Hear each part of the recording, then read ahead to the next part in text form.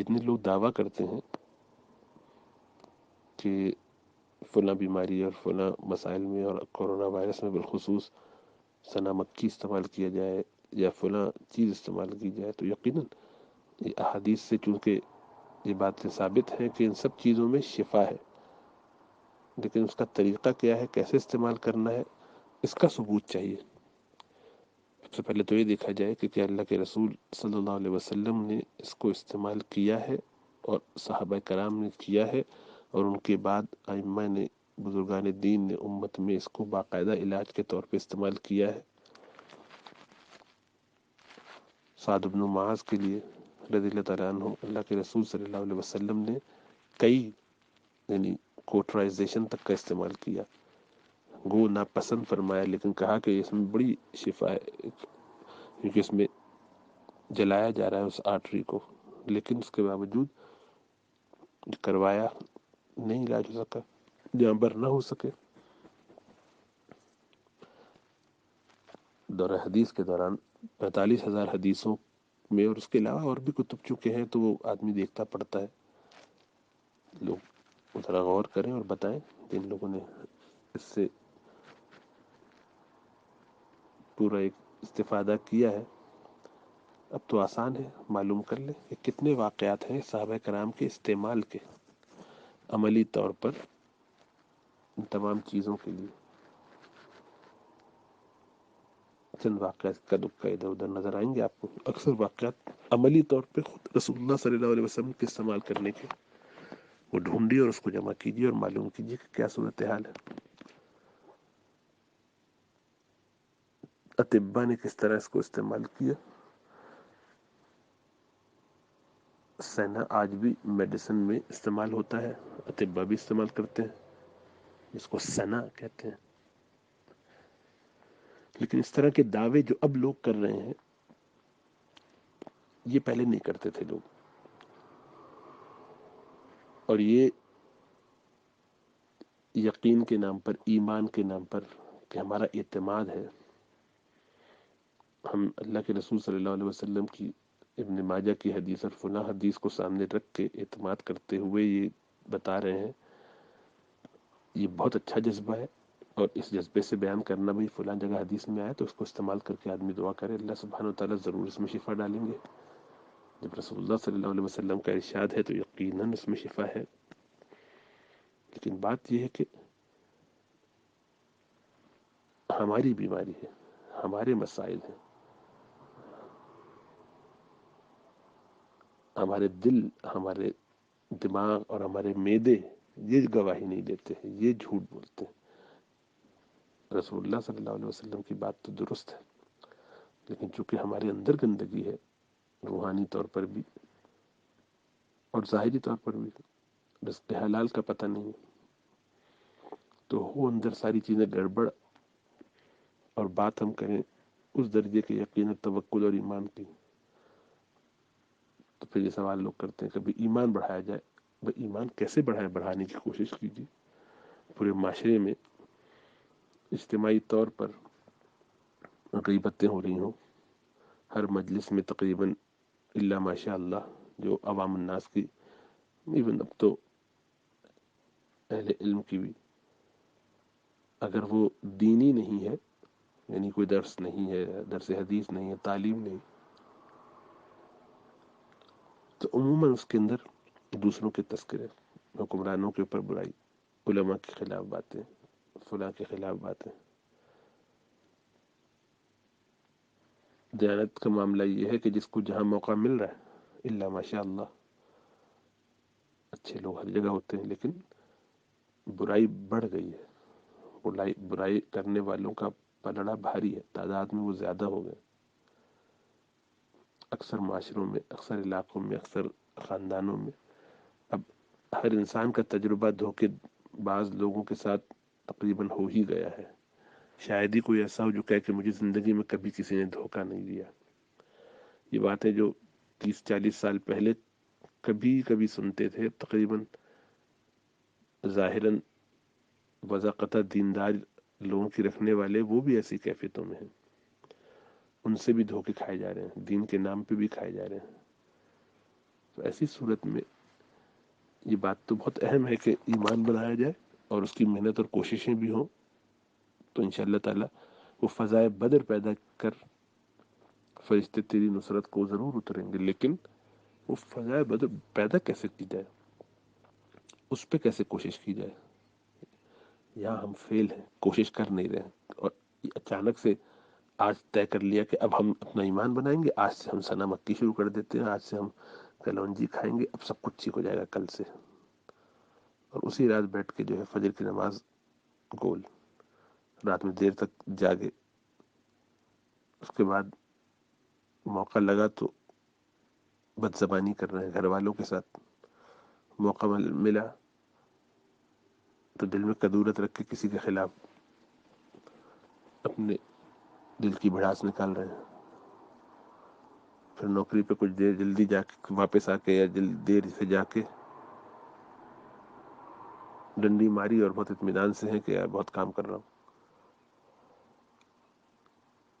تو ایسی ساری خرابیوں کے ساتھ ہم یہ سمجھیں کہ اچانک سے ہمیں ایمان کا نام لے کر اور جوش حب رسول کہہ کر صلی اللہ علیہ وسلم، اچانک سے ہم جب یہ استعمال کرنا شروع کریں گے تو معاشرے میں ایک تبدیلی آ جائے گی. یہ سب دھوکے کی بات ہے. تو وہ سارے لوگ جو دعوے کرتے ہیں، یہ اچانک سے ان کو یہ دوائیں کیوں یاد آئی ہیں، یہ ساری جڑی بوٹیاں یاد آئی ہیں. اس پہ بھی غور کرنا چاہیے کہ باقی بیماریوں کے لیے ابھی بھی وہی سارے لوگ اپنے اپنے گھر میں بیٹھے بلڈ پریشر کے لیے فلاں دوا استعمال کرتے ہیں، سر میں درد ہوتا تو فلاں دوا استعمال کرتے ہیں، کینسر کے لیے فلاں دوا، فوراً بھاگے بھاگے جاتے ہیں. تو وہ سب بند کر کے یہ شروع کرنا چاہیے اتنے سالوں سے. اصل بات یہ ہے کہ بس ایک یونیک بات کی جائے، ایسا کام، ایسی بات کہی جائے کہ جس سے ہماری واہ واہ ہو جائے، جس سے ہماری تقریر، ہماری تحریر، ہمارا نیا پرسکرپشن دنیا کو پتہ چلے. سب سے پہلے میں نے کہی تھی یہ بات، سب سے پہلے میں نے جانا، سب سے پہلے میں نے لوگوں کو بتایا تھا کہ یہ کام کرنا چاہیے. تو اس سے ذرا واہ واہ ہوتی ہے. اور ہو سکتا ہے کہ بعض اوقات بہت دیانتداری سے آدمی یہ بات آ کے بتا رہا ہو، لیکن اگر تزکیہ نفس نہ ہوا ہو تو یہ بڑے بڑے دعوے بس اسی لیے ہو جاتے ہیں کہ حب مال نہ ہو تو حب جاہ ہے. اس سب پہ نظر رکھنا بہت ضروری ہے کہ ہم کوئی کام کر کیوں رہے ہیں.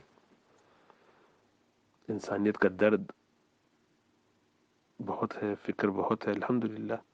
تو اس کے لیے اور کون کون سے کام کیے ہیں اس سے پہلے یا اب کر رہے ہیں. اور جیسا عرض کیا، اس کا پورا ایک تحقیقی طور پہ کام ہونا چاہیے، معلوم کرنا چاہیے. دعویٰ یہ ہے کہ ایمان بڑھائیں گے اور یہ علاج کریں گے، اس سے فائدہ ہوگا، اور اخلاص سے کریں گے تو ضرور ہوگا فائدہ. اللہ سبحانہ وتعالیٰ ان چیزوں میں ضرور رکھتے ہیں اور ہے ان میں سب میں فائدہ. جب رسول اللہ صلی اللہ علیہ وسلم نے کہہ دیا تو اس پہ کوئی دوسری رائے ہو نہیں سکتی. لیکن ہماری اپنی گندگی ہے. جب دل سڑے ہوئے ہوں، دماغ گندگی میں بھرے ہوئے ہوں، اعمال میں سڑاند اور بسیند ہو، اور وہاں آدمی کہے کہ میں اس پر بھی وہی پرفیوم لگاؤں گا جو صحابہ کرام کے زمانے میں، ائمہ کے زمانے میں استعمال کیا جاتا تھا، اور مجھے بھی عود کی ویسے ہی خوشبو آنی چاہیے، یہ تعفن بھی لمحے بھر میں ویسے ہی دور ہو جانا چاہیے، ایسا نہیں ہوتا. یہ اللہ کی سنت کے خلاف ہے. سنت اللہ جو جاری ہے، جو چلی آ رہی ہے، وہ اسی مطابق، اسی طریقے پہ چلے گی. لوگ اگر شوگر کوٹ کر کے جمال کوٹا کھائیں گے تو ان کو وہی ہوگا، 10 لگیں گے ہی.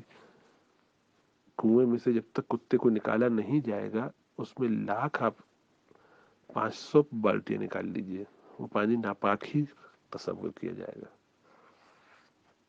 تو پہلے اپنے دلوں کی گندگیاں دور کرنی ہے، اور انشاءاللہ تعالیٰ آہستہ آہستہ اس کو بڑھانا ہے. ٹھیک ہے، یہ سب استعمال کیجئے، لیکن اپنی نیتوں کی اصلاح کرتے ہوئے، یہ سوچتے ہوئے کہ ہم کیوں کر رہے ہیں، اور یہاں یہ لے لیں اور وہاں وہ لے لیں، یہ اپنی مرضی سے طے کرنا یہ مناسب طریقہ نہیں ہے. لوگوں کو پریشانی میں، کنفیوژن میں ڈالنا، اور پھر اس پر محنت کیجئے، ریسرچ کیجئے، وہ ہم سے ہوتی نہیں ہے، وہ ہم نے سب چھوڑی ہوئی. ابھی ریکوری ٹرائل جو ہوا، جس کے اندر ڈیکسامیتھازون کا، اسٹیرائڈ کا افیکٹ آیا، اس کو سمجھانے کے بعد بھی 2 دن کے بعد مجھے ایک صاحب کا فون آیا اور انہوں نے باقاعدہ پوچھا اور ان کے گھر والوں کے لیے تذکرہ ہوا کہ بھائی ان کو مسئلہ ہے تو کیا ان کو بھی ان دواؤں میں سے کوئی دوا دی جائے. تو ان کا تھا کہ نہیں ہم نہیں چاہتے کہ ہمارے گھر والے اس ٹرائل میں جائیں، پتہ نہیں کیا ہو کیا نہیں ہو. میں نے کہا بڑی عجیب بات ہے، پوری دنیا میں سارے ٹرائل ہوں تو غیر مسلم کریں، سارے علاج جو نکالے ہر چیز کے محنت کریں تو وہی کریں، جب سب پک کے تیار ہو جائے تو کھانا کھانے کے لیے سب سے پہلے لائن میں لگ جاؤں کہ مجھے یہ دوا چاہیے کیونکہ اس کا فائدہ ہوا ہے. محنت میں کچھ نہ کروں. میں نے نبی اکرم صلی اللہ علیہ وسلم کی تعلیمات کو بھی چھوڑا، ان کی بتائی ہوئی جتنے بھی نسخہ ہے زندگی تھے دنیا کے لحاظ سے بھی اور آخرت کے لحاظ سے بھی، روحانی بھی اور جسمانی بھی، ان میں سے سب کو چھوڑ کے ایک نسخہ اپنی مرضی سے اب میں اٹھاتا ہوں، لیکن ان پر محنت نہیں کی. کوئی روبسٹ ڈیٹا میرے پاس اویلیبل نہ ہو، کس طرح استعمال کرنا ہے. تو مثلا یہ اس کو خاص طریقے سے پینا ہے یا اس کو خاص طریقے سے استعمال کرنا ہے، اس کی بیجیں کھانی ہے کلونجی کی یا چبانی ہے، یا اس کو جو ہے کھانے میں پکا کے ڈالنا، پکانے کے بعد کھانا ہے یا اوپر سے ڈالنا ہے چٹکی کر کے. کتنا حصہ بڑا چھوٹا، ہر ایک کے لیے کیا ایک ہی نسخہ ہوگا؟ ہر ایک کو ایک چمچہ دن میں کھانا ہے، بڑا چائے کا چمچہ، چھوٹا. یہ ساری تفصیلات تو آپ کو آہستہ آہستہ ہر حوالے سے اس کو اسیس کر کے ہر انڈیویجول کے حساب سے اب لوگوں نے اس کے کیپسول بنائے ہیں.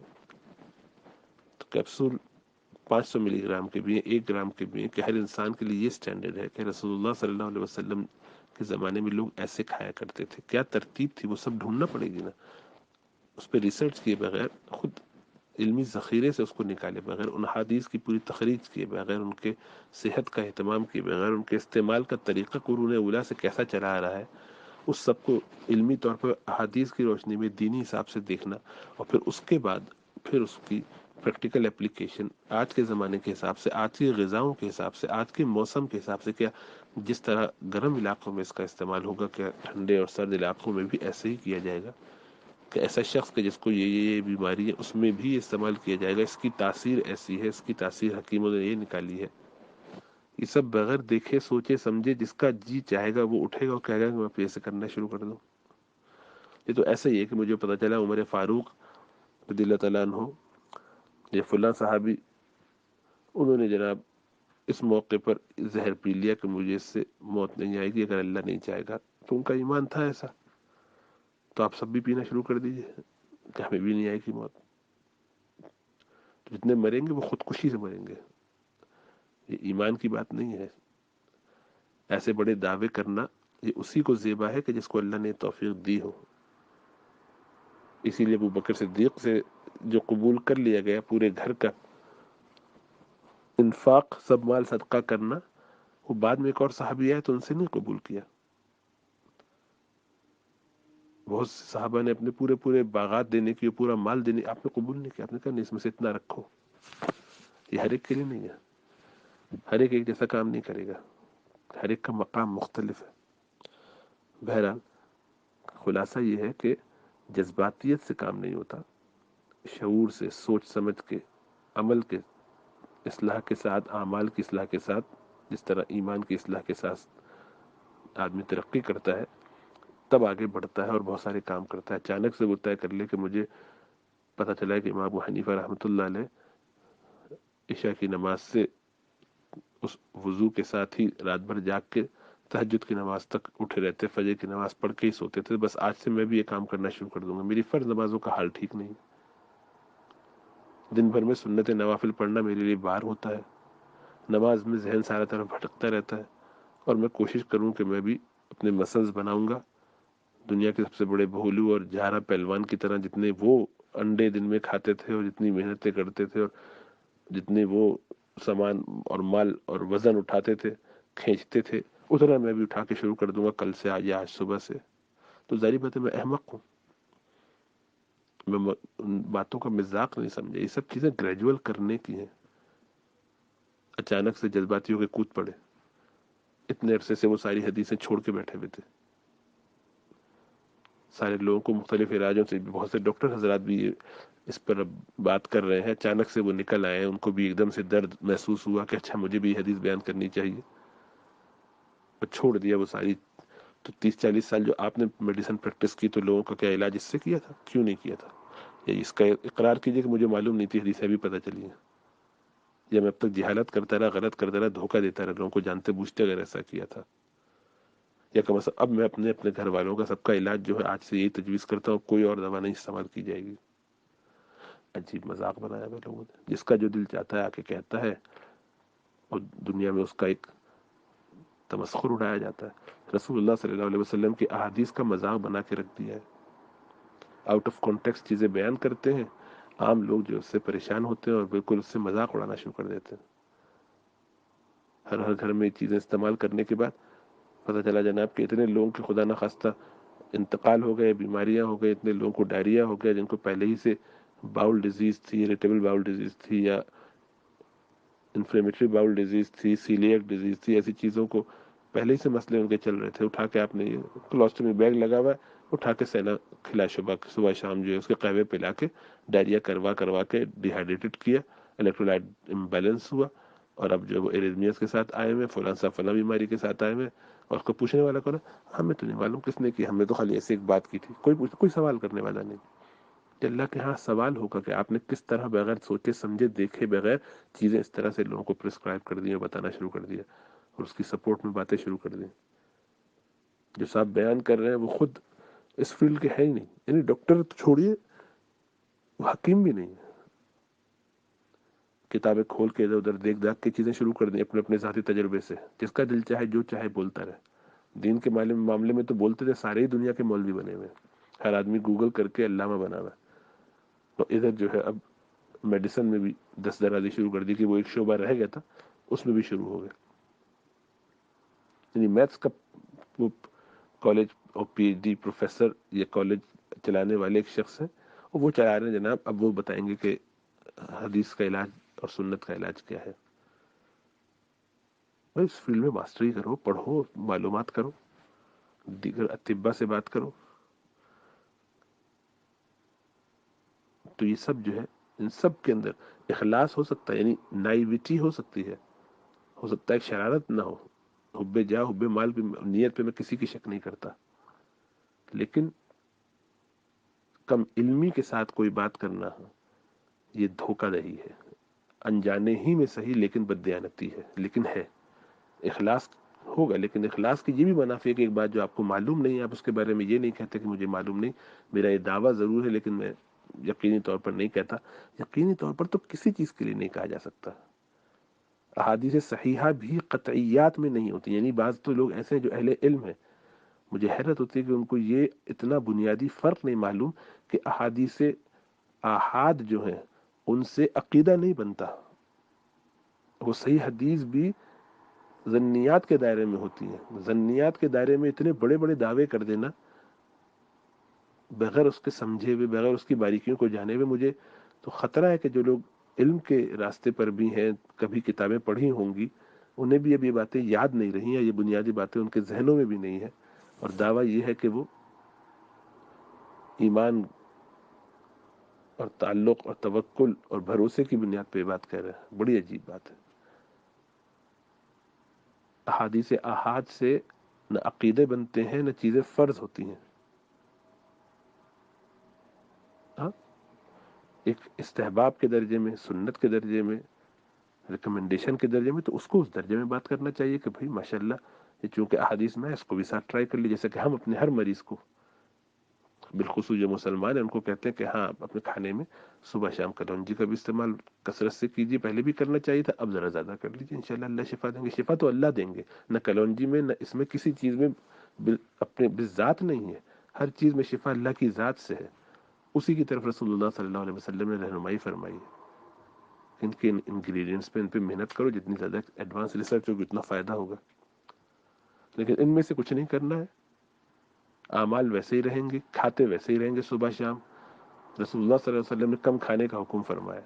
سنت آپ کی یہی رہی ہے، دائمی سنت یہ رہی ہے، کبھی آپ نے اس طرح پیٹ بھر کے نہیں کھایا. لیکن اتنا بیٹھ کے کھاتے رہیں گے، گھنٹوں بیٹھ کے کھاتے رہیں گے. 3 4 دفعہ دن میں کھائیں گے اور اس کے بعد کہیں گے علاج ہمیں سنت کے مطابق یہ کرنا ہے، وہ بھی کیجیے، اس کو کوئی منع نہیں کرتا. ہم کو یہ رسول اللہ صلی اللہ علیہ وسلم کی سنتوں کے یا آپ کی تعلیمات کے نعوذ باللہ انکار تو بہت دور کی بات ہے. ہم تو ایک ایک ہلکی سی ہلکی ادا کو بھی سمجھتے ہیں کہ وہ ایمان کے لیے ہمارے فائدہ مند ہے، آخرت کے لیے فائدہ مند ہے نہ اس کا. لیکن اس کو لوگوں کے سامنے ایسے بیان کرنا کہ جس سے اس کا مذاق بننے لگے، بعد میں لوگ اس کو اس کے خلاف کہنا شروع کر دیں، اس طرح سے ان کے سامنے پیش کرنا کہ لوگ اس کو عقیدے کا حصہ بنا لیں، اس کو استعمال کرنا شروع کر دیں اور اس سے بیمار پڑیں.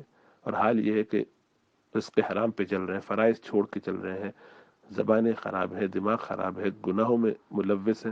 اور ایسے لوگوں سے کہا جائے کہ تم رسول اللہ صلی اللہ علیہ وسلم کی سنت کو استعمال کرو، اور یہ ان پر اگر اثر انداز نہ ہو بلکہ اس کے منفی اثرات آ جائیں، تو وہ ایمان سے نہیں جائیں گے تو اور کیا جائیں گے؟ مذاق نہیں بنائیں گے حدیث کا تو اور کیا کریں گے؟ جو ان کے بارے میں سنے گا کہے گا یہ ان کے نبی کی سنت ہے، دیکھو اس نے ان کو دھوکہ دیا. ہم لوگوں کے ایمانوں کے لیے فتنہ بن رہے ہیں یا اس کے لیے فائدہ بن رہا ہے؟ بہت زیادہ احتیاط کی ضرورت ہے. ایسی باتیں کہنے سے پہلے ڈرنا چاہیے کہ ہم کتنے بڑے بڑے دعوے کر رہے ہیں، کس طرح کی باتیں کر رہے ہیں. بہرحال ان سب چیزوں کو پورے کانٹیکس کے ساتھ لے کر چلنا چاہیے، اس پہ محنت کرنی چاہیے، اس کے لیے محنت کیجیے، آگے بڑھیے.